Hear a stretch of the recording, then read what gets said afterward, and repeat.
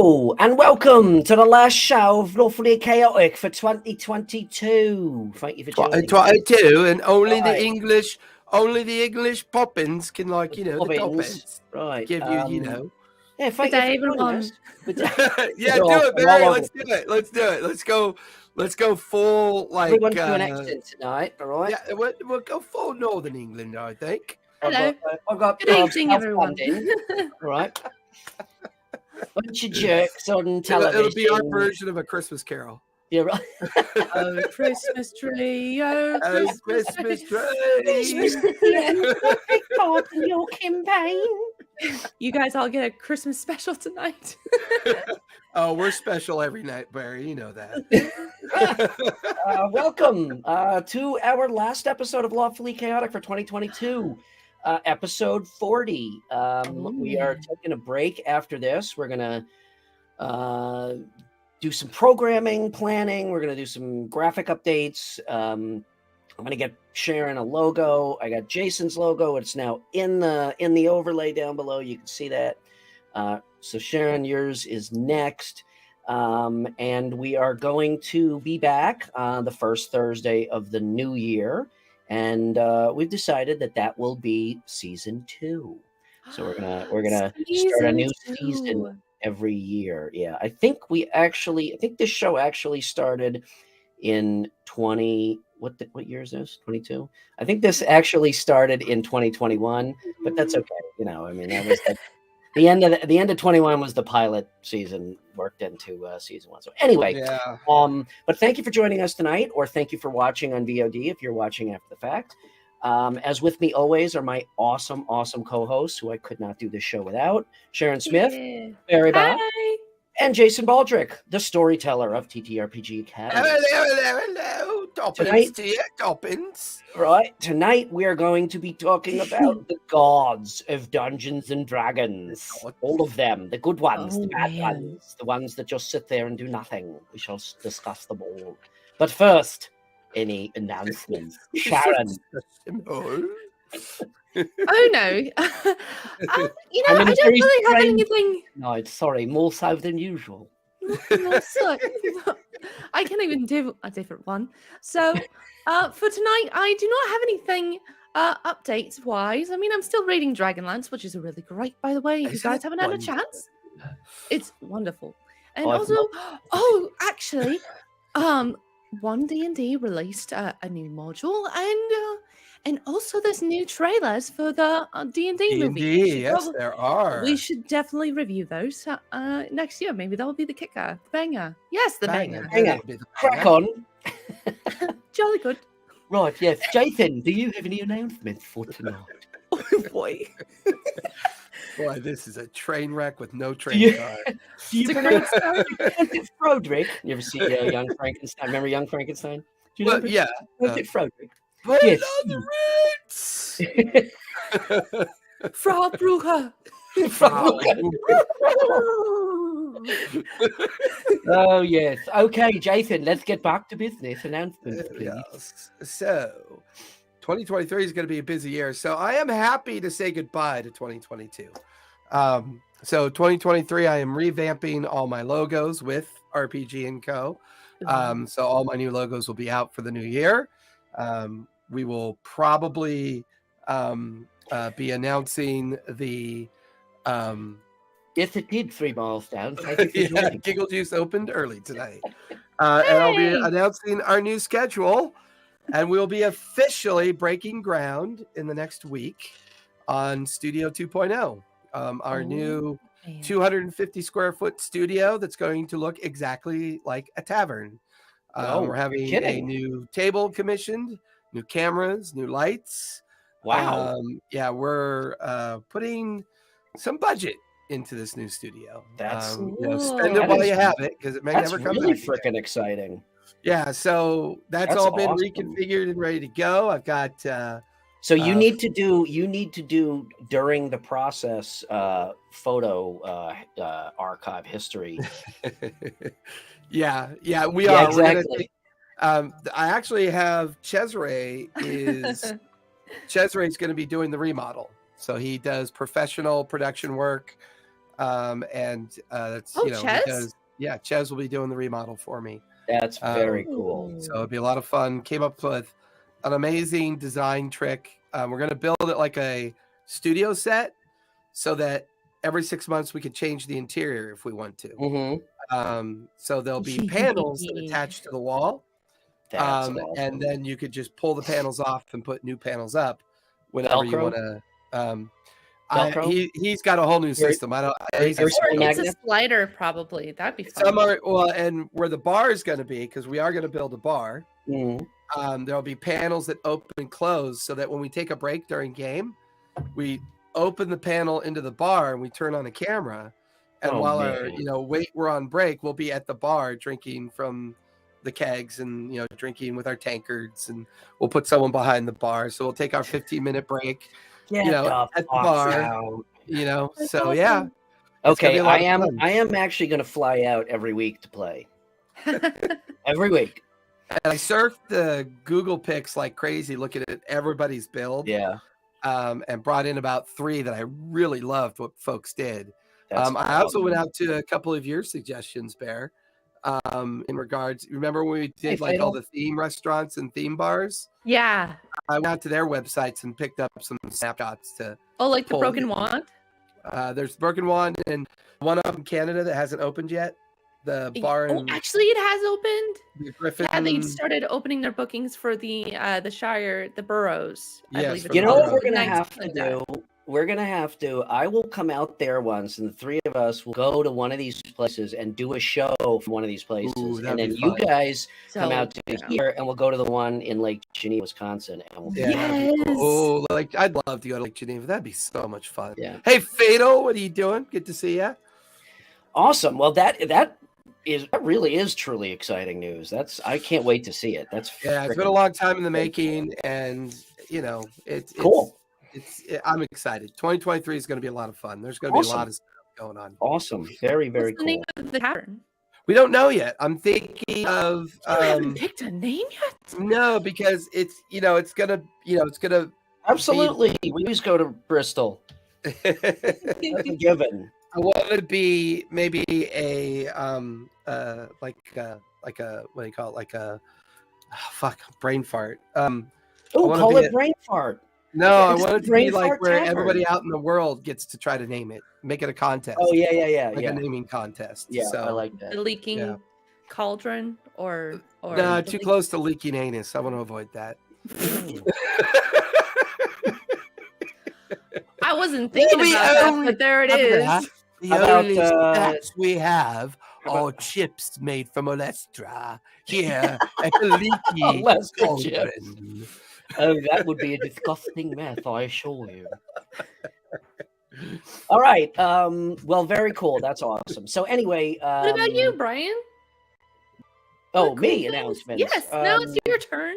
I'm just working away. I got all kinds of stuff going on. I'm working on another cool brand for a kind of gaming within the community. It's a coffee company called Sacrificial Grounds.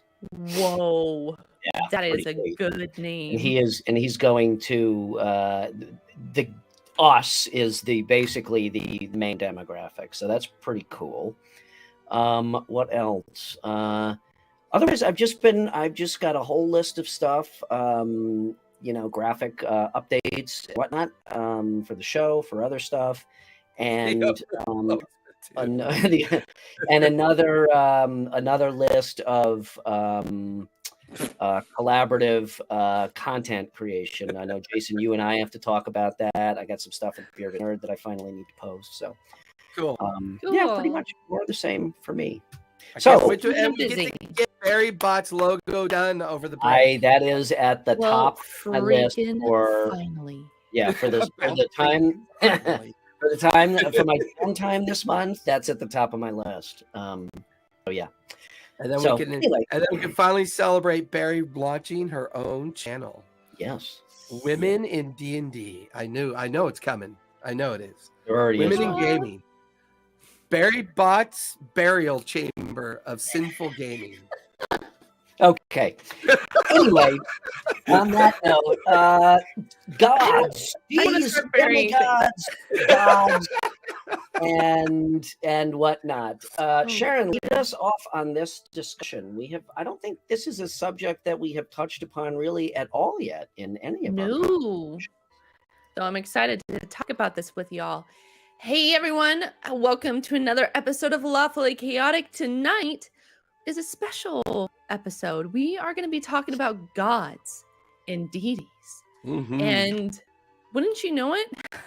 After looking into the topic of gods, there's around 100 gods.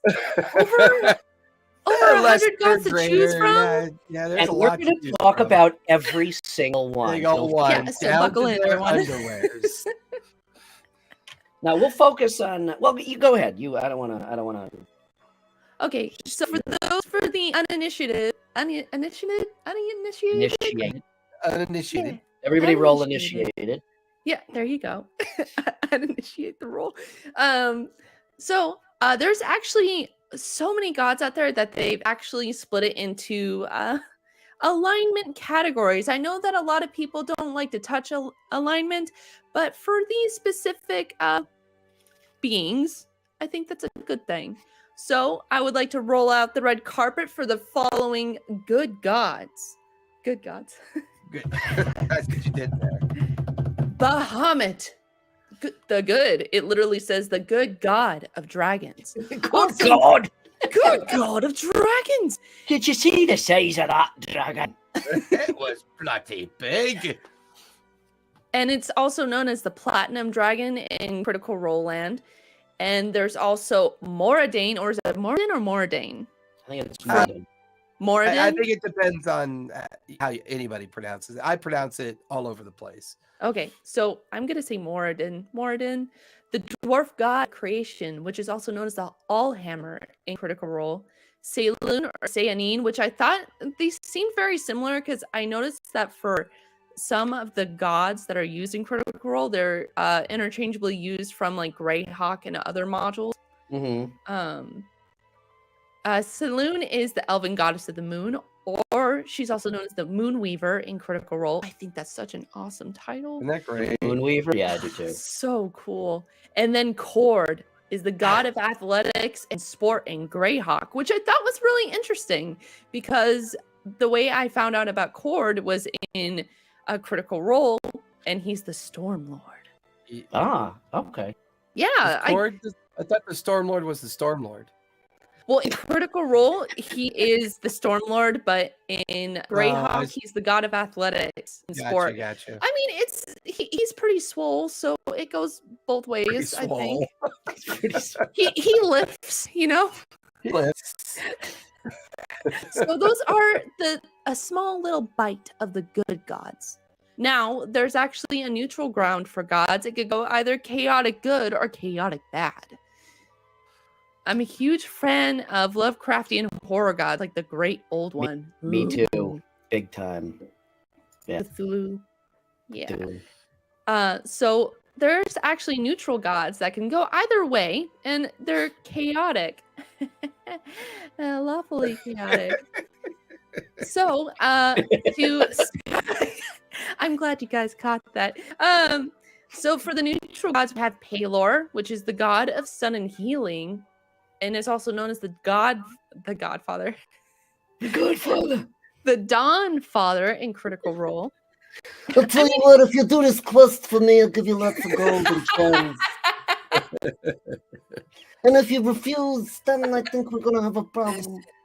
I know you're a famous dwarf, I understand. Your family is a very dwarven family, with many dwarven children. Now we want the Godfather to be canon. That would be amazing. I'll tell you what, if you do a good job, I'll give you more spells. If not, doing it for me. and who else? My favorite. Ooh, the Raven Queen, the Mistress of Death. Which is interesting because she's also kind of similar to the goddess Istis, which is from Greyhawk, and she's the goddess of fate and destiny. Oh, that I didn't know. Yeah. See, we're all learning something new today. Well, right? and one of the things I found very interesting, the way Critical Role kind of did their God pantheon, which I thought was cool. They did a more traditional balance, you know, the 9 betrayer gods and the 9 prime gods. Mhm. And that really helps when I write and when I want to narrate how those gods come and go. It really does make it a lot easier to influence. It's one of the things I do like the way they uplifted their version of the pantheon.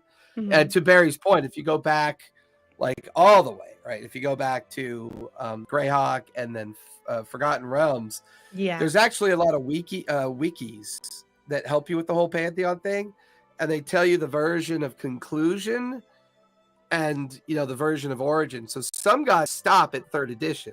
Some make it all the way to 5th edition. So there's a spectrum of like a life cycle of how they develop the divine. It's just amazing. So many.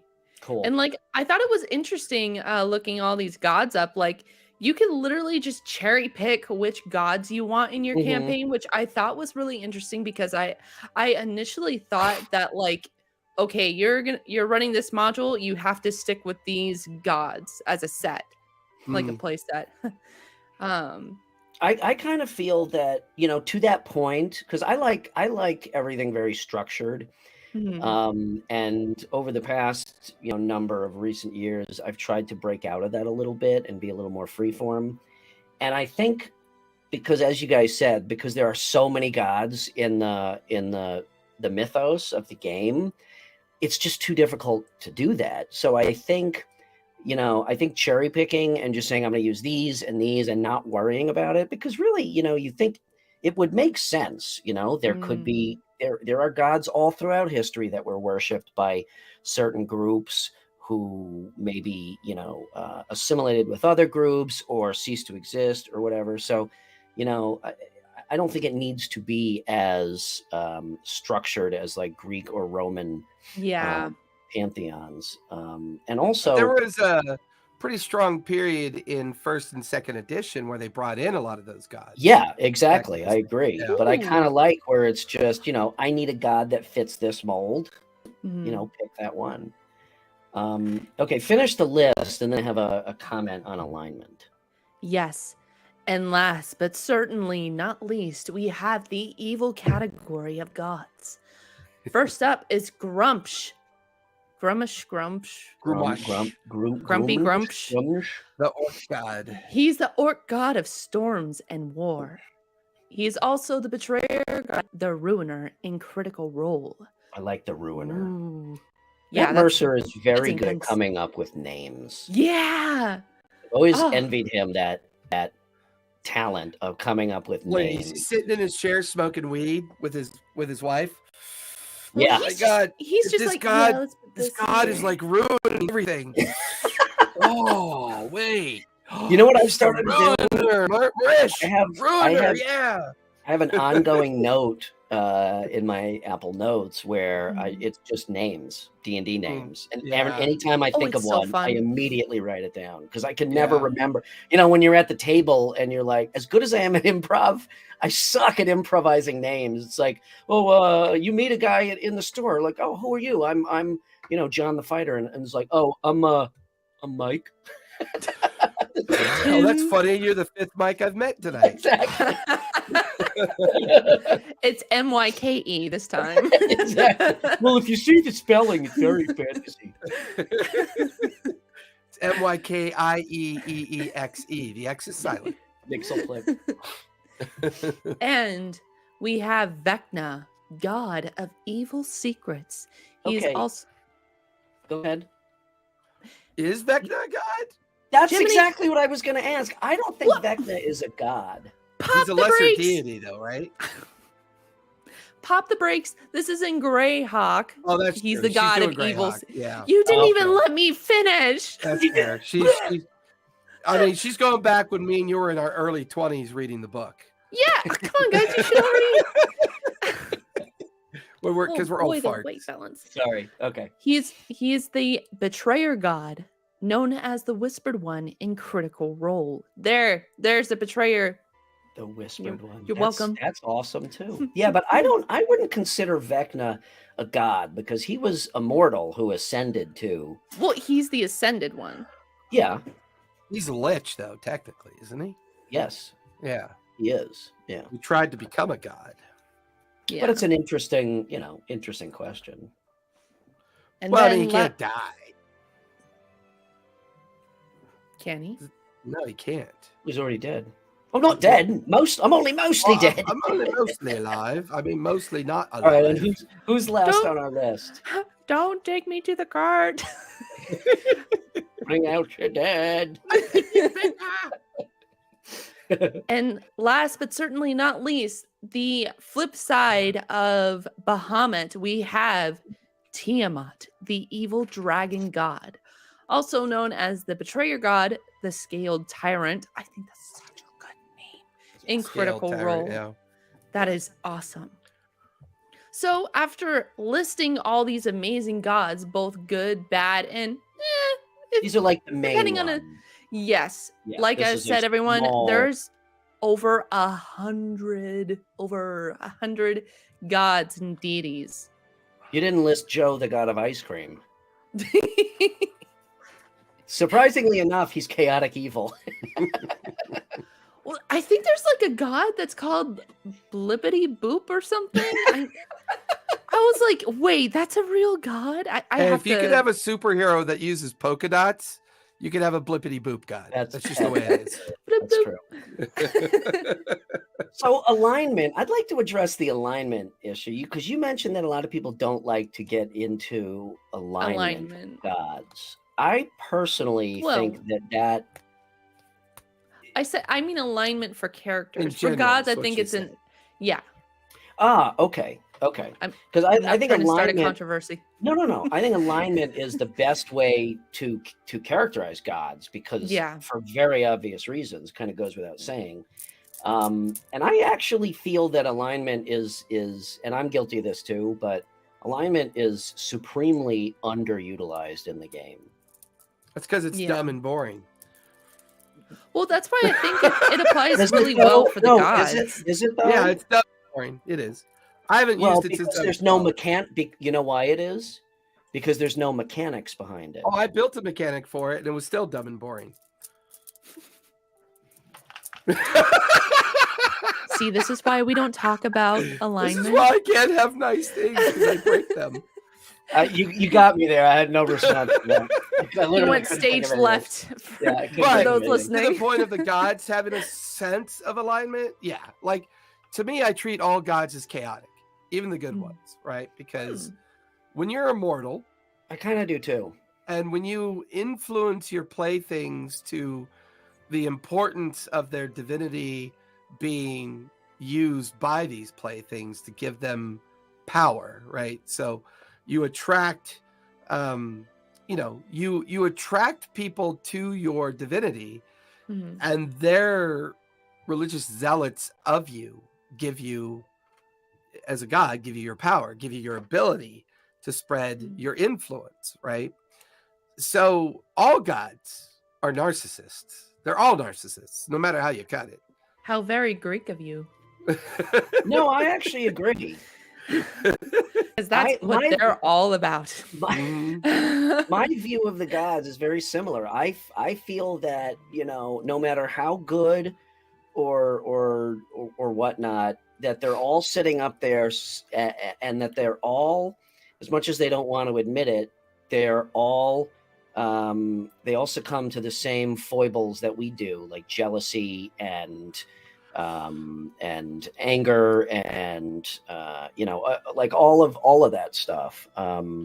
If gods have alignment, they're all That's exactly why I pointed. Yeah. So yeah, I hold that same view. That Well, it's been a great show. We're all in agreement. We will see you guys next year. Whoa. So now that we have listed all the good, the bad, and the if I'm on a good day or on a bad day, gods, do you have to be a paladin or a cleric to serve a god? Can No. anybody just serve a god? How does that work? I think one of the things I like about Divinity is that however a player decides to build their character and utilize the idea of Divinity, I just assume that Divinity is going to play out the way the player wants it to play out.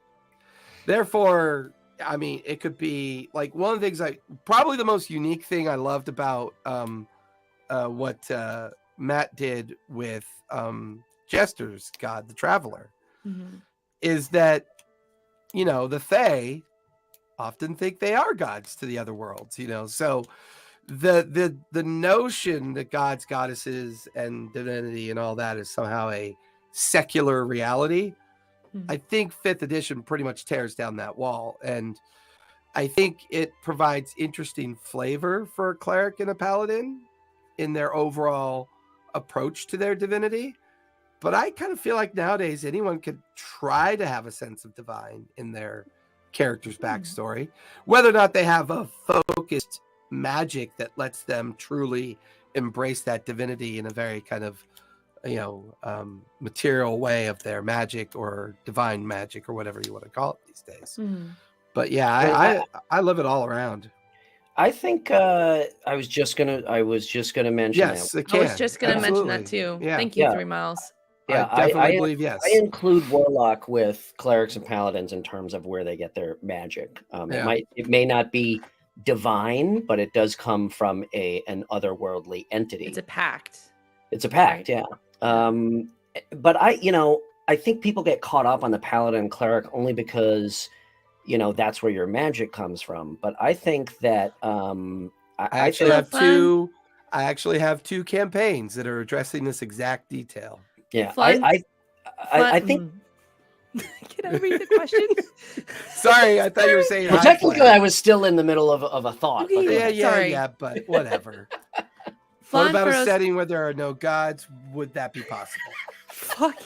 I'm sorry. This is it. This is the end. I got her to cuss. That was awesome. Brian, how about you talk? How about you answer that question? Anyways, I was just heard nothing. In terms of, you know, the question, does only a cleric or a paladin, you know, get to serve a god or whatever? Blah, yeah. blah, blah. I think it depends on the player. If the player wants that as part of their backstory and they role play it, then I think it's a really awesome opportunity to bring that into the game with, you know, inspiration or you know, or penalties if you develop a character that is really devout and you stray from the path, maybe it affects the actual character in the game. So I think it can be brought in for any character and utilized in a very cool way. I don't think it has to be, you know, but for characters that specifically say, I want this as part of my background, then I think it's, like I said, a really cool opportunity to actually bring that into the game itself. Okay, I'm done. Well, I think it's a good subject matter too, because the game that shares in, there's a lot of betrayer gods in that one. So the Grain Land, I really got a chance to toy with the opposite side of the divinity table, right? What does it mean to play in a land where the dominant god kind of context are the betrayer gods? Does Mira have a god she worships? I think she does, doesn't she, Bear? She originally didn't. She didn't have any god to worship, but then the Wild Mother decided to say hi. And Mira's like, hey, and then that's pretty much it right now. Hello. Well, cool. And I think when we did that whole thing with you planting the tree as an homage to the fallen, when you guys did that whole interaction with closing that gate and I don't know if you've noticed this, Cher, there's been a general absence of the divine gods, like the prime gods. I don't know if you've noticed that, like almost like Fatal's character's god is Gramash. You know, Barry's as Mira has toyed with the idea of dabbling with the Wild Mother, but the group is so transfixed on preventing these 9 betrayer gods from concluding the calamity that it becomes it becomes kind of center that the betrayer gods are the more common theme for that game right now. Yes, and Flanfro says D&D with no. That wasn't me that D&D time. Both hands, right? Sorry. D&D with no gods would be something I'd be interested in. So when playing D&D, do you have to have gods involved? I don't think so. Or can you have multiple gods in a campaign? And does that break the balance in some way? Again, I don't think, because there's no true mechanic, I don't think there really are any rules regarding gods in the game whatsoever. Really? It's completely story driven, in my opinion. I think there's a backstory mechanic that helps. One of the things that I find very clever about what Matt did was that in his history of Exandria, he actually limits the abilities of the gods, right? So when they close the divine gate for the last time after Calamity, and the betrayer gods are sent back to their prisons after Calamity, the only thing that works is influence. So they're using their influence to try to gain access to followers and fellowship. So to a certain degree, by making it an influence-driven mechanic, it becomes a lot simpler, I think, sometimes to, have multiple god influences come into play. Interesting. And with the nature of gods, to put into example, with aligning gods to your player characters, or for your players in the game, do you match the alignment of the gods with that character, and how do you interact as a god to your players?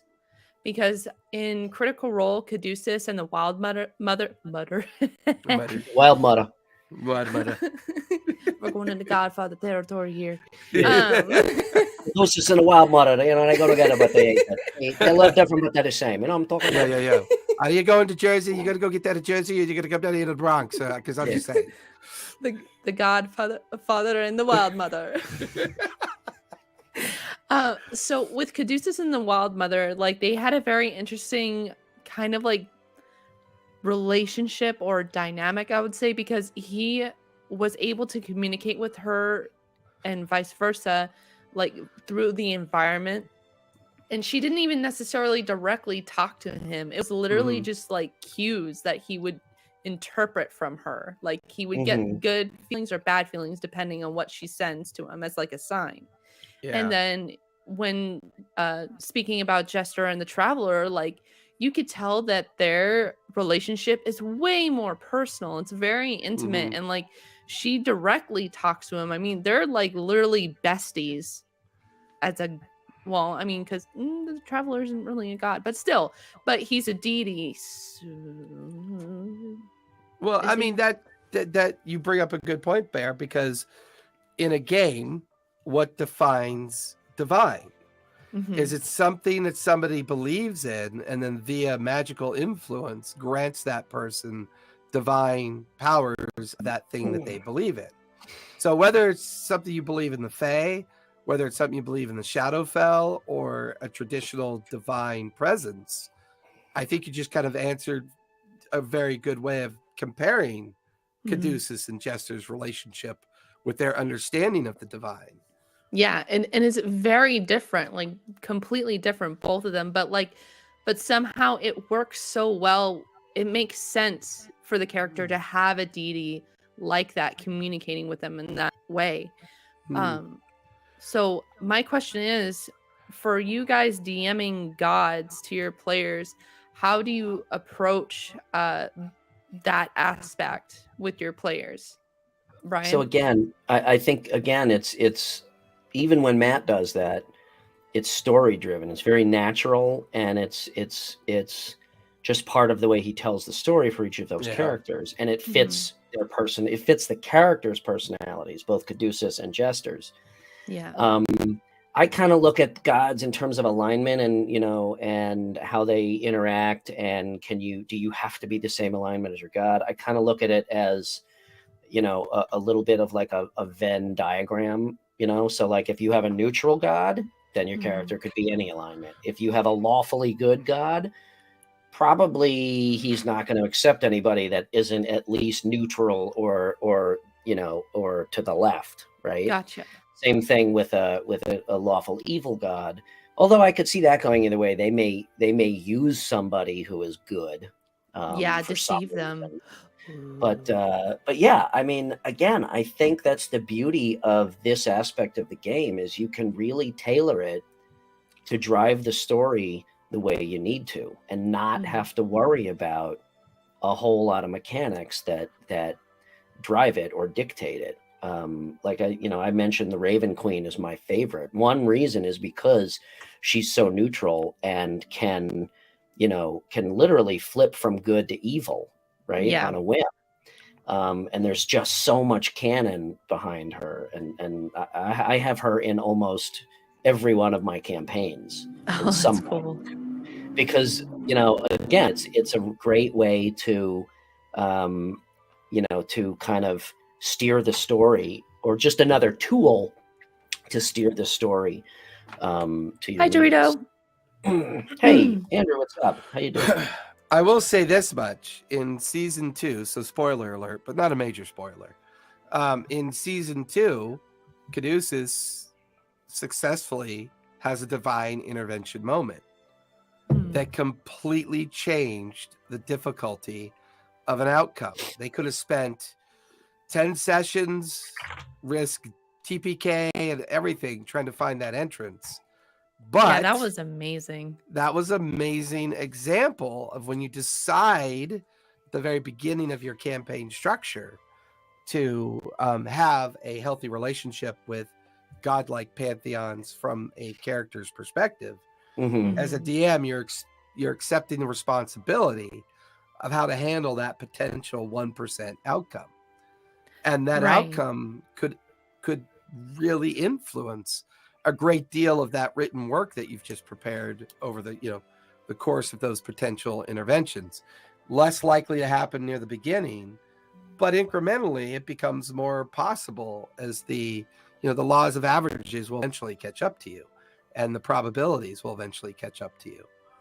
Let me ask you this. And it's funny we're talking about this, because in my campaign that I'm going to start, very quickly, very soon after the first of the year, I Yeah. want you guys in. This actually plays a big part in that story, gods and deities. Ooh. Do you guys do you consider back to Vecna, right? Is he really a god? If somebody can't die, what separates them from gods? Yada yada yada. Do you consider like devils and demons to be gods?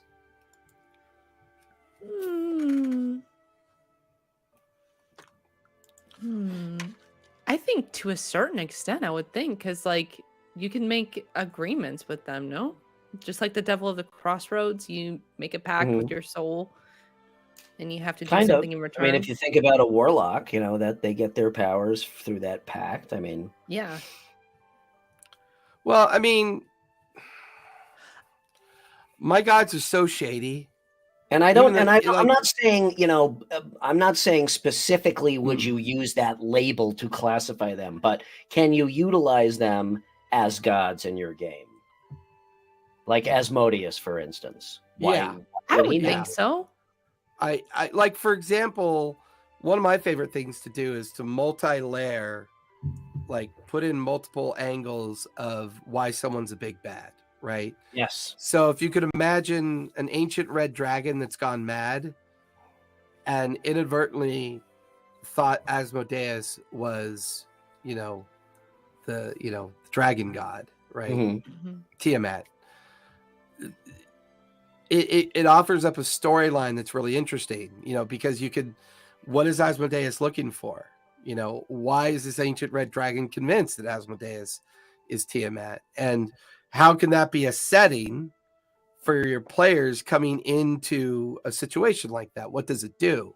Mhm. Does it automatically mean a cleric somehow has extraordinary abilities because they're facing divine, whether they be, good or bad divine? Divinity's divinity.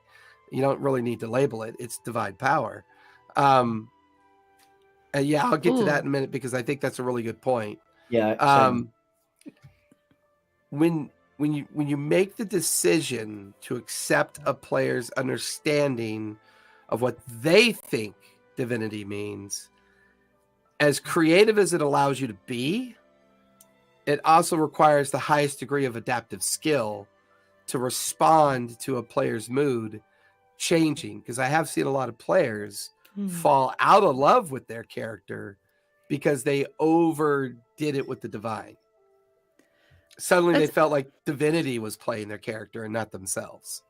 That's interesting that you say that, because if you recall back in campaign 2 for Critical Role, Ford had a pact with Uk'otoa, and that later kind of soured for the character himself, and Caduceus was the one who offered the olive branch for the Wild Mother, which I thought was interesting because I didn't really think that like you could switch deities like that, and especially because Uk'otoa was like a very kind of like evil apparent god. Or is Uk'otoa a god? I don't.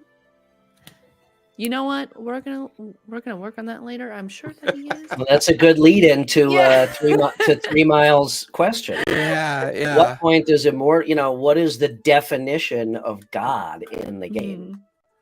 Well, and like for example, if you're like another really good example of how Matt handled an interloping creature into the prime material plane, right? The creature that hung out at the base of a volcano was being treated like a god. Yeah. But it clearly wasn't a god, right? It was fleeing its ancestral plane of existence because the mad city of Aor was drifting through the plains and causing fear amongst those that didn't want to get absorbed by this thing, right? So it found a safe haven in the prime plane and then figured out a way to manipulate the local population to feed their greed and to feed their sense of how they attain their power. And to a certain degree, they could have used their sense of magic to allow someone to appear divine and therefore establish the idea of being a god, but they clearly destroyed the creature. Well, it depends on the setting and the context too. On Krypton, Superman's not a god. It could be argued that here he's a god. Yeah. It really is on perspective, really. And that's why, again, I don't think that there's any, I don't think that there's any, there are the classic, Zeus, yeah, he's a god. But what makes Zeus any different than, Vecna or somebody, I think that the definition of a god comes down to challenge rating. Well, that, and also like the 20 or higher, you're a god. And also like the setting of your campaign, really, because like that's how you're able to dictate what is a god and what isn't.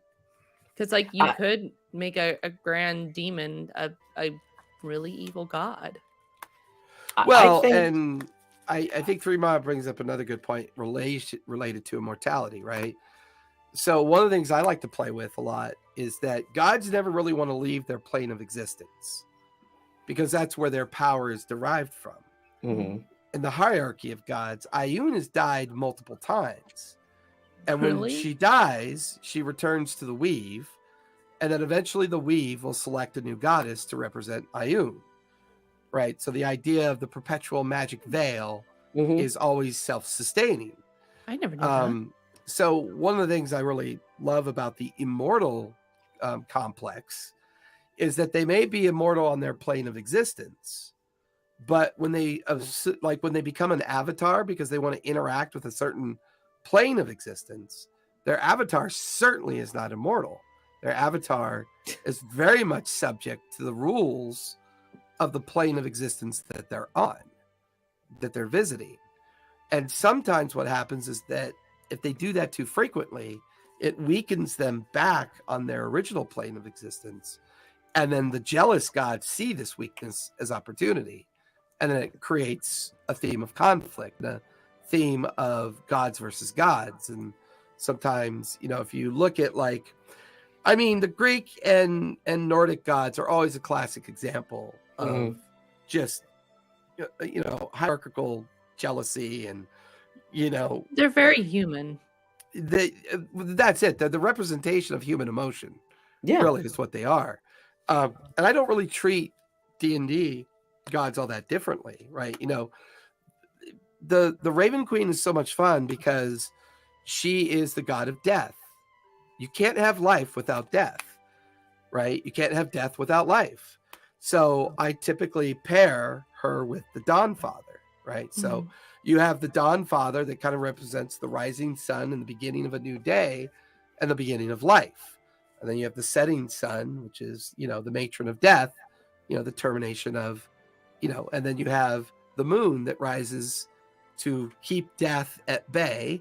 And then you have the sun that rises to, absolve everybody of the perpetual idea of life, right? So you can use the natural environment. You can use the different gods to have different expressions of how your players and how that world is like, consuming all that detail and setting the notion of what's interesting?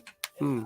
I really think that the creators of the game put the gods in there as a story element. Because there has never been a stat block for a god in the game, if I'm not mistaken. I was just about to ask that. Deities and Demigods 2nd edition did put stat block. For the major gods? Yeah, they did. Yeah. Okay. Yeah, Deities and Demigods. That book was on my wall. I have it somewhere, but yeah, that book was very much their first attempt because then they released they released the Immortal Planes, the Battles of the Immortals. They started to really realize that there was a whole content. Okay, but since AD&D and Deities and Demigods, it's never been broached again in that way. Yeah, right? Not really. So I think it's fair to say that they didn't want to put them in a box, in a stat block box. And a challenge rating box because of that very reason, because then it takes all the story ability.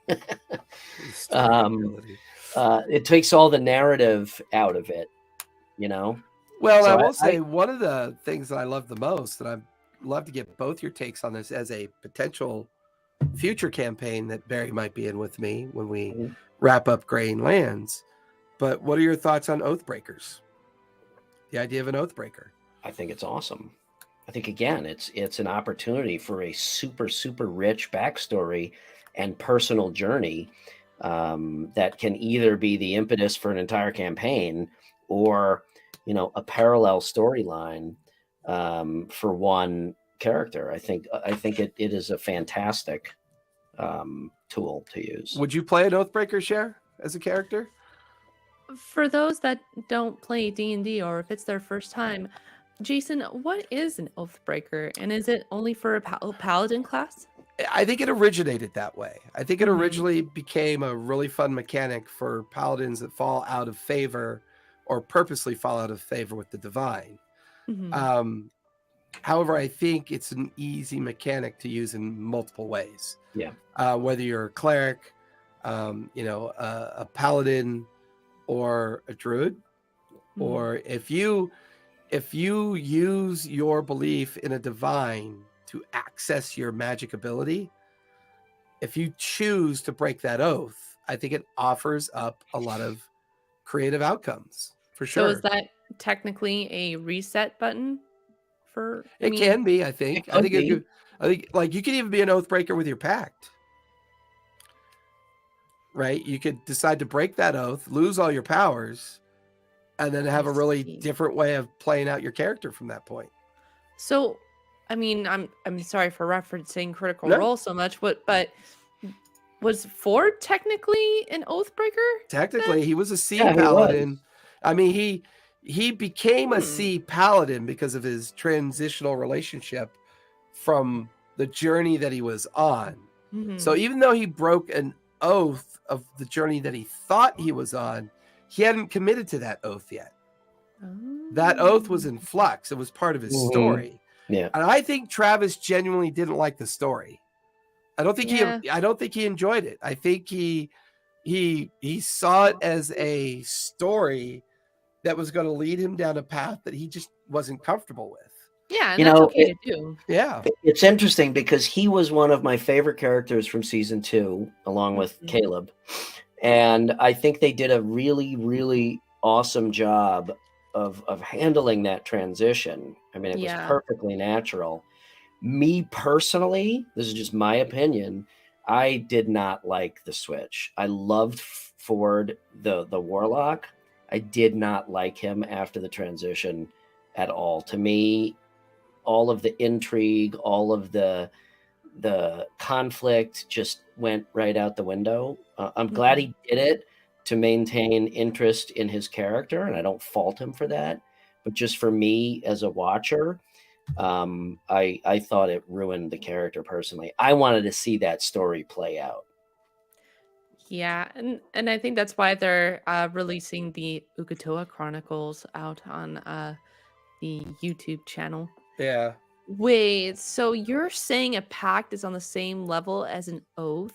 I think It's so. There's synonyms. It's semantics. I think so. I think the only traditional difference is that sometimes that pact comes with an immediate penalty, where usually if you break an oath, the penalty Right. is more subdued. Yes. So if you break Really? a pact Yeah. with a very dark force and they decide that they're going to take your soul because you broke the pact, Mm-hmm. that's very different than if Pike decided to not be involved with Sarenrae anymore. If she lost her faith, she'd be on a new journey to discover either a new faith or just no longer have a faith. The word But pact can be very unique. The word pact is just a game mechanic. Yeah. That's all it is. It's a warlock game mechanic, but it's synonymous with oath, in my opinion. Just it's generally where an oath is in the light, a pact is in the dark, traditionally in terms of the game. But it's the same. There you go. I don't know. Pact is a tough one because I have a lot more fun.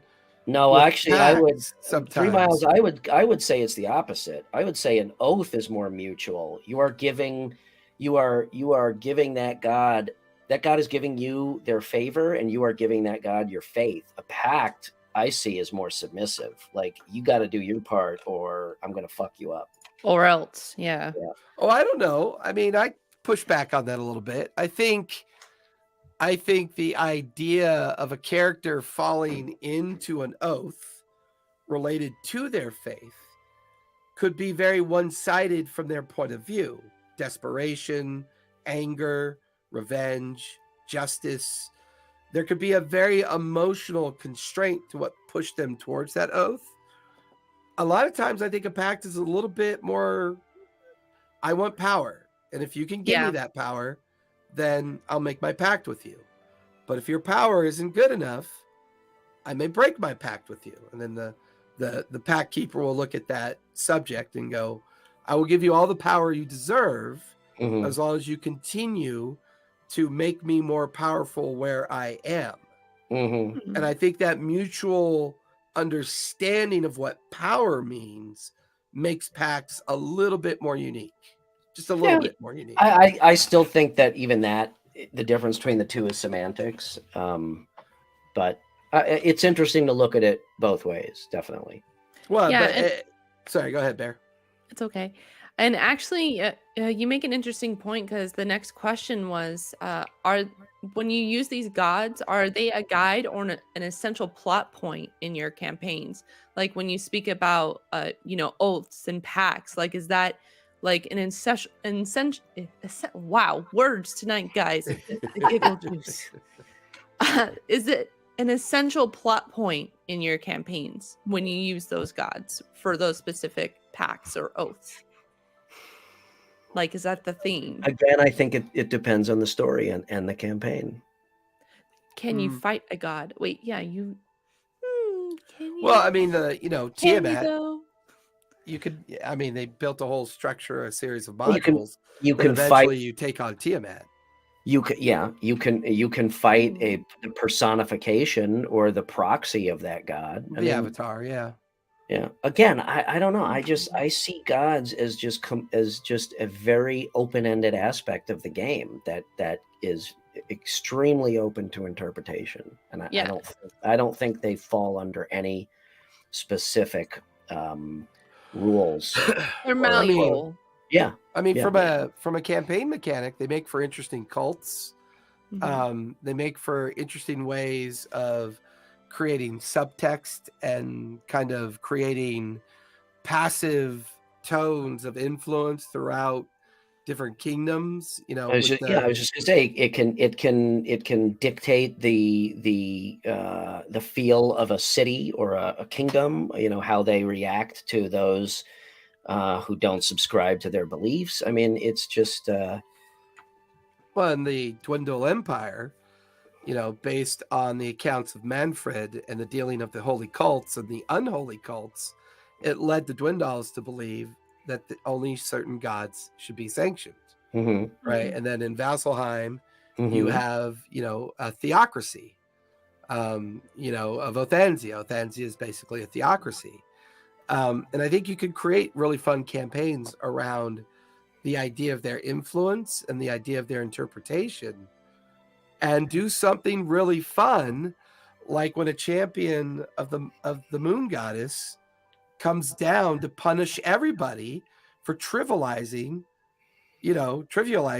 gods. Mhm. That was Matt Mercer's message to the party. If you think it's funny running around making fun of gods, here's a little reminder about how fucking powerful they are. Mhm. Yeah. You know, and it was only Jester's love and absolute Laura Bailey killer high persuasion rolls that saved the Traveler. Matt was ready to kill the Traveler. Mhm. He would have killed the Traveler that night. Yeah. The Moonweaver. Thanks, Swamp Thing. Yeah. Yeah. The Moonweaver sent her champion.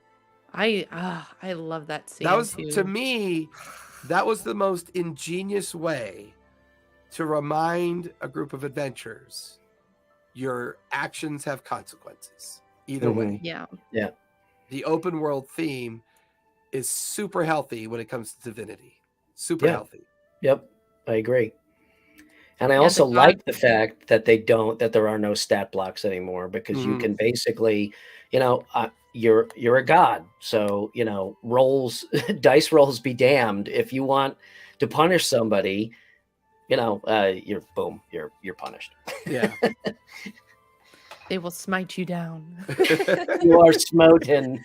Yeah, smoking on a giant pile of smoke. Well, that just about wraps up our gods and all things chaotic, evil, and lawfully chaotic. That's a really bad transition, but you I guys see what go you with did it, there. It was okay? pretty cool. Yeah, It was it's pretty okay. cool. Yeah, was it was good. good. Flawless. And we're saying goodbye to 2022, everybody. Yes. We are on Should a we break do after this, and we won't be back till next year. Release! We do Release rollies? the last 2022. All I'm right. gonna try with Rick and Morty again. Here we go. Oh, Damn it! I thought that was 04. That's a 20. I got a 6. You're up, B Bry. Big That Bry. is a natural 20. Yeah, where's Beer's Oh. staff? So Hey, that was from the crowd. That wasn't from me. as Jason said, thank you all for. Oh, that's right. I'm That's right. working on it. I wasn't It's a following. work in progress. Okay, But we're thank you. gonna. So I'm making a promise to the entire gaming community that Sharon will have mirror staff done for our next show in 2023. For our season Mhm. premiere. As you guys said, we say goodbye to 2022.